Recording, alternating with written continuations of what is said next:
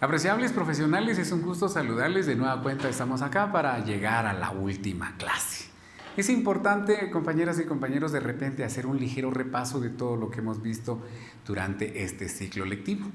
Y entonces vamos a hacer un ligero repaso en el curso de literatura guatemalteca, que por cierto tiene el código FE 221 ahora en la semana 16, y luego la próxima semana me parece que hay pruebas finales.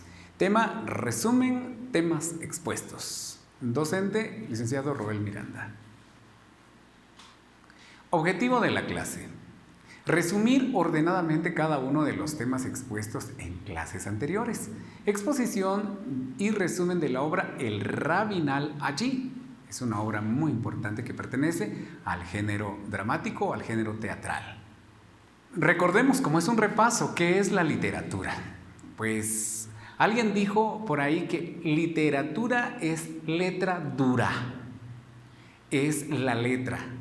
Y la letra es el conjunto de, podría ser que la letra es un signo que individualmente no dice nada, pero si ya unimos a otros fonemas, a otros signos, escritos obviamente, pues de repente nos va a producir ya alguna sílaba, y el conjunto de sílabas nos van a dar palabras, el conjunto de palabras nos van a dar frases, el conjunto de frases produce oraciones, y luego de las oraciones son proposiciones, para luego el conjunto de proposiciones, frases y palabras de repente por ahí diluidas van a permitir a que nosotros presentemos un texto o párrafo.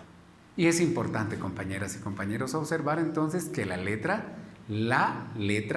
el conjunto de letras, porque así se le denomina a esta maravillosa expresión del ser humano, la literatura, que es el arte de la expresión por escrito, pero también verbal, entendiéndose como verbal aquello que se refiere a la palabra o se sirve de ella.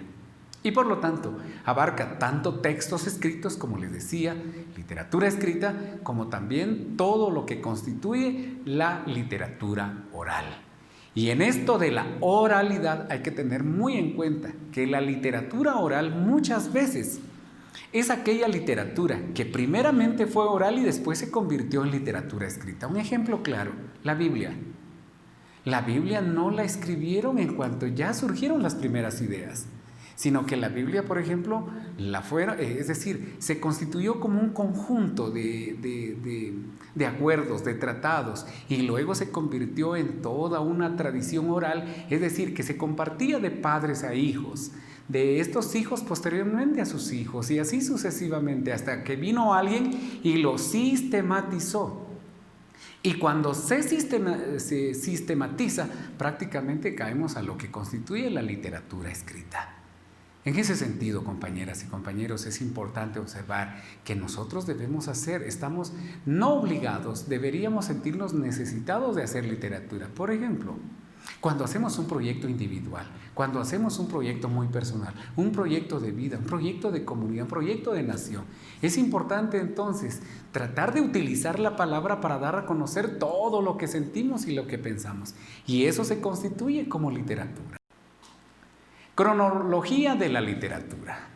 Bueno, cuando ya hablamos de la literatura como manifestación de las sociedades para ir conociendo, pues en este caso, para ir conociendo el desarrollo histórico de las distintas culturas, específicamente desde la perspectiva de la literatura, vamos a hacer una cronología siguiendo la línea del tiempo. Clásica, la literatura clásica, por ejemplo, antes de Jesucristo, está la literatura de Grecia, la literatura de Roma, la literatura de los hebreos, la literatura de los egipcios, de los hindúes. Esto corresponde a la literatura clásica antes de Jesucristo. Posteriormente tenemos en la Edad Media. La Edad Media, que se constituye, o lo podríamos comprender como los siglos IV al siglo XVI, por toda Europa. Este es otro tiempo maravilloso en donde en Europa surge la literatura de la Edad Media, pero tiene sus características muy peculiares. Por ejemplo, la característica de la literatura de la Edad Medieval, la Edad Media, es la fe y la religión. Religión y fe, cristocéntrica, es decir, la literatura tenía como centro a Cristo Jesús. Luego tenemos la literatura del Renacimiento.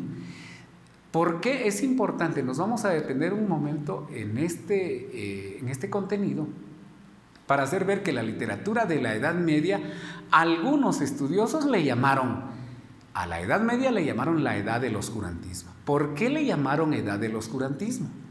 Le llamaron así porque las ciencias, la filosofía y específicamente el arte literario quedó estancado y todo fue controlado por la iglesia única que existía en ese tiempo.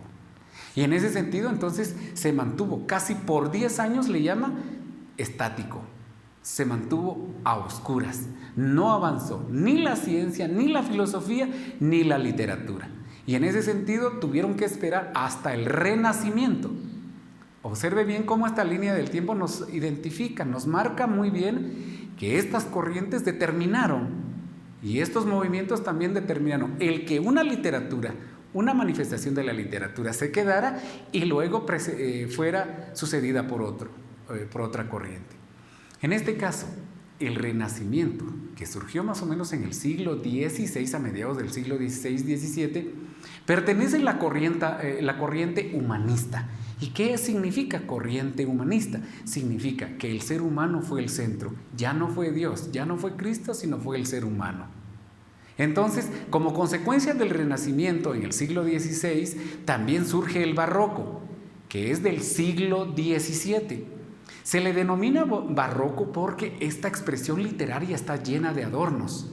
No solamente la literatura, está la arquitectura, la escultura y muchas otras manifestaciones del arte. Y a este periodo se le denominó siglo de oro.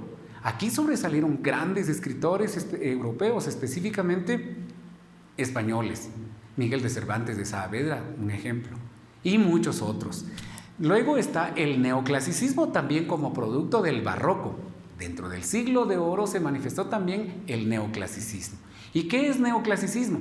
Es hacer la mirada hacia atrás y tomar las ideas clásicas de la Grecia antigua y de Roma, que tenía mucho que ver desde cuando gobernó a través de su imperio. Luego en el siglo XVIII se le llamó la Edad de la Ilustración. Aquí es donde dejaron a un lado el dogmatismo, el escepticismo y de alguna manera la fe, y dejaron a un lado una serie de normas que eran muy dogmáticas para pasar al racionalismo. Y decían que el ser humano era racional y en tal sentido que debería dársele toda la oportunidad para que interpretara todo lo que se suscitaba en este globo terráqueo. Hicieron que el ser humano se convirtiera en el centro de todo proceso. Por eso se sustentó en el racionalismo. Luego en el siglo XIX surge el romanticismo y el realismo. Rompe esquemas, mientras que el romanticismo rompe esquemas y el realismo refleja las distintas experiencias positivas y negativas que enfrenta cada una de las sociedades en este planeta. Luego tenemos otras corrientes literarias en Latinoamérica. Por ejemplo, hablando de Latinoamérica, el romanticismo del siglo XIX. Sobresale Jorge Isaacs con la obra María. El modernismo del siglo XIX. Rubén Darío con su obra Azul. Luego el vanguardismo del siglo XX, que es respuesta al modernismo, rompe la linealidad con Jorge Luis Borges, Miguel Ángel Asturias. Y luego el boom latinoamericano del siglo XX. Surge por la Guerra Fría, tendencia a quebrar el modernismo.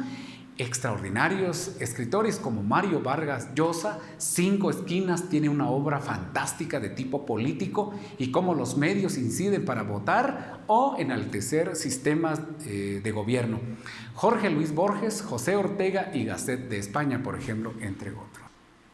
Etapas de la literatura guatemalteca, la literatura maya. Ahora vamos a hablar de la literatura guatemalteca y en primera instancia aparece la literatura maya, la literatura de la época colonial, la literatura de la época independencia, de la misma manera la literatura romántica que se le dio bastante auge, la literatura realista, uno de los más grandes escritores, Miguel Ángel Asturias, la literatura naturalista, la novela y la narrativa guatemalteca, impresionantes producciones, solamente que hay que dejar claro, algunos escritores escribían para mantener un sistema político y otros para rebelarse ante las situaciones injustas que provoca todo sistema político y económico. Luego, dentro de los novelistas guatemaltecos, tenemos a Hugo Carrillo, María de los Ángeles Ruano, Mario Monteforte Toledo, Rafael Andívar, José Batres Montúfar, Humberto Acabal y Miguel Ángel Asturias. Luego, la narrativa guatemalteca se acentuó en la segunda mitad de los años 50. Fue el escenario novelístico de la llamada trilogía bananera. ¿Y cuál es esa trilogía bananera de Miguel Ángel Asturias? Pues lo integraban El Papa Verde, Viento Fuerte, Los Ojos de los Enterrados. Y luego el teatro antiimperialista. Y dentro del teatro antiimperialista surge Manuel Galich.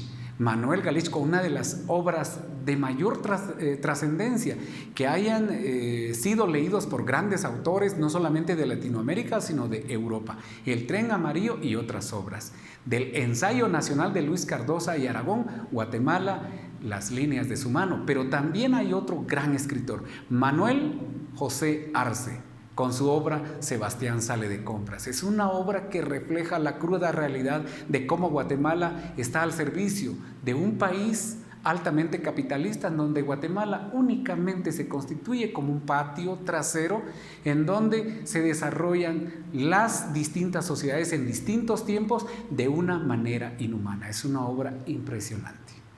Luego la novela. En la novela hubo que recorrer por ámbitos rurales en los que tenía lugar la explotación y el realismo social. Se volvió novela de la pampa, del llano, de la montaña, de la selva.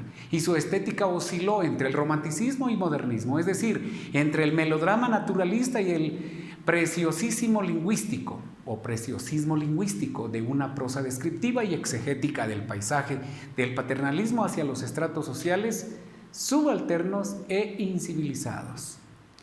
La narrativa a finales del siglo XX. En las 3 últimas décadas del siglo XX, pues arranca amplio movimiento cultural que inició en los años 70, movimiento que constituyó un nexo ruptural respecto del proceso de modernización literaria iniciada por autores locales como Luis Cardosa y Aragón, Miguel Ángel Asturias, y se inicia una literatura al servicio del mercado, que es el modelo económico que prevalece el día de hoy. Quiere decir que los escritores únicamente deben responder a generar un sistema capital que muchas veces está inclinado y está muy parcializado hacia el pequeño grupo elitista que domina el planeta. Y en ese sentido, Guatemala no se ha quedado a la saga. También trata de hacer en estos últimos años, específicamente en los primeros años de este siglo 2021, literatura que únicamente viene a mantener un sistema en donde hay libre competencia, libre mercado provocado por las grandes transnacionales que gobiernan el planeta. El éxito literario tiene que ver con la calidad. El éxito está ligado hoy día al mercado por sus necesidades. Buena parte de la producción literaria se realiza disciplinadamente para el mercado editorial, para consumidores de transnacionales, para lectores que gustan de obras ligeras, fácilmente consumidas. Estamos ante una realidad dura para la literatura guatemalteca. Y no solamente para la literatura guatemalteca, sino para todos los ámbitos del guatemalteco estamos ante una realidad muy, pero muy difícil, llena de incertidumbres. Entonces, ya de último, tenemos como complemento una de las grandes manifestaciones de la obra de la literatura guatemalteca. Lo constituye el Rabinal Achí. Es una obra de origen maya del siglo más o menos XV. Y uno de los muy pocos testimonios de la cultura aborigen. En esta obra se presentan mitos acerca de los orígenes de los habitantes de la región de Rabinal, Guatemala, así como temas populares y políticos, y se expresa con bailes de máscaras, teatro y música. Es una de las reliquias que posee la literatura y específicamente el teatro. Bien, compañeras y compañeros, tenemos el último cuestionario, 5 preguntas, 4 respuestas, una de ellas es la correcta. Gracias por habernos acompañado en este ciclo, que tengan ustedes muchos éxitos y felicidades en su actividad académica. Hasta luego.